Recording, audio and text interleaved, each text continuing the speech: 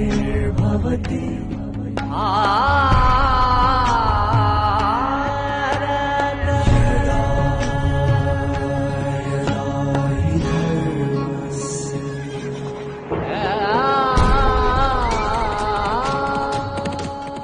കലിയുഗത്തിന്റെ അവസാനമാകുമ്പോൾ എല്ലാവിധത്തിലുള്ള ഇരുട്ടും ലോകത്ത് വ്യാപിക്കും.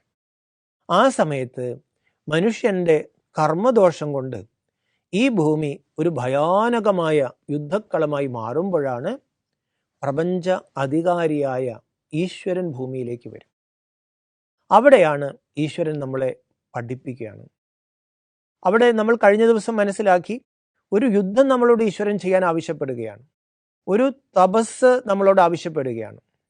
ഈ തപസ് എന്ന് കേൾക്കുമ്പോൾ നമ്മുടെ വിചാരം എന്താണ്? ഈ താടിയും മുടിയൊക്കെ നീട്ടി ഇങ്ങനെ ഒരു താപസനെ പോലെ എല്ലാം വിട്ട് ഏതോ മരച്ചോട്ടിലിരിക്കുന്നവനാണ് താപസൻ. ഇല്ല, ഗീത പറയുന്നു അതല്ല തപസ്. പകരം നമ്മുടെ മനസ്സിനെയും നമ്മുടെ വാക്കിനെയും നമ്മുടെ കർമ്മത്തെയും ആത്മനിഷ്ഠമാക്കാനുള്ള തപസ്.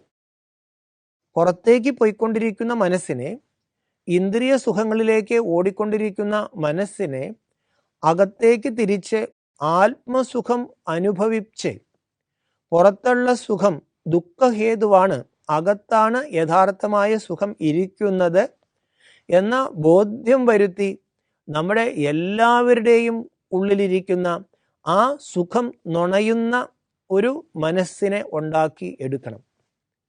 സുഖം പുറത്തല്ല, ആനന്ദം പുറത്തല്ല, ശാന്തി പുറത്തല്ല, സ്നേഹം പുറത്തല്ല. ഇത് തേടിയാണ് ഈ മനസ്സിങ്ങനെ ഓടിക്കൊണ്ടിരിക്കുക. അത് സ്നേഹത്തിനും സുഖത്തിനും വേണ്ടിയാണ് വസ്തുക്കളിലേക്കും വ്യക്തികളിലേക്കും പോയിക്കൊണ്ടിരിക്കുന്നത്. കിട്ടുന്നത് എന്താണ്? അശാന്തിയും ദുഃഖവും വെറുപ്പും മാത്രമാണ്. ഇത് ബോധ്യം വന്ന, ബുദ്ധി കൊണ്ട് ബോധ്യം വന്ന ആ ആത്മാവ് എന്ത് ചെയ്യുന്നു? തൻ്റെ മനസ്സിനെ അകത്തേക്ക് തിരിക്കാനായിട്ട് ശ്രമിക്കുകയാണ്. ഈ ശ്രമത്തിലാണ് നമ്മൾ തന്നെ ഉണ്ടാക്കിയ വാസനകൾ, അല്ലെങ്കിൽ നമ്മുടെ ഉള്ളിരിക്കുന്ന ആ മോശമായ സംസ്കാരം, അത് നമ്മളോട് ഏറ്റുമുട്ടാൻ വരും. അപ്പോൾ ഈ ശത്രു എവിടെയാണ് ഇരിക്കുന്നത്? അകത്ത് തന്നെ. ഈ ശത്രുവിനെ സൃഷ്ടിച്ചതാരാണ്? ഞാൻ തന്നെയാണ്. നമ്മൾ തന്നെയാണ് ശത്രുവിനെ ഉണ്ടാക്കിയത്. നമ്മൾ അറിയാതെ ഈ വെള്ളവും വളവും ഇട്ട് കൊടുത്ത് ഈ ശത്രു അങ്ങ് വലുതായി നമ്മുടെ ആത്മാവിൻ്റെ സ്വരാജ്യത്തെ കീഴടക്കി കളഞ്ഞു. നമ്മുടെ സ്വാതന്ത്ര്യം നമുക്ക് നഷ്ടപ്പെടുത്തി. നമുക്ക് വലിയ ദുഃഖമാണ് ഇത് നൽകിയത്. ആ ശത്രു അകത്താണ്. ഇവനാണ് യഥാർത്ഥ ശത്രു എന്ന തിരിച്ചറിവ് ഈശ്വരിൽ നമുക്ക് കിട്ടുമ്പോഴാണ് നമ്മൾ ഈ ശത്രുവിനൊന്ന് പുറത്തേക്ക് തള്ളിക്കളയാൻ വേണ്ടി ശ്രമിക്കുന്നത്. അപ്പൊ ശത്രു വെറുതെ ഇരിക്കില്ല, ഈ രാവണൻ വെറുതെ ഇരിക്കില്ല. അത് നമ്മളിലേക്ക് ഇളകാൻ തുടങ്ങും. പതുക്കെ ഇളകും. ഇതുപോലെ നമ്മൾ ചില മരുന്ന് കഴിക്കുമ്പോൾ നമ്മുടെ ഉള്ളിൽ ഒളിഞ്ഞിരിക്കുന്ന രോഗം പോലും പുറത്തേക്ക് ചാടും. ചിലർ പേടിച്ചു പോകും.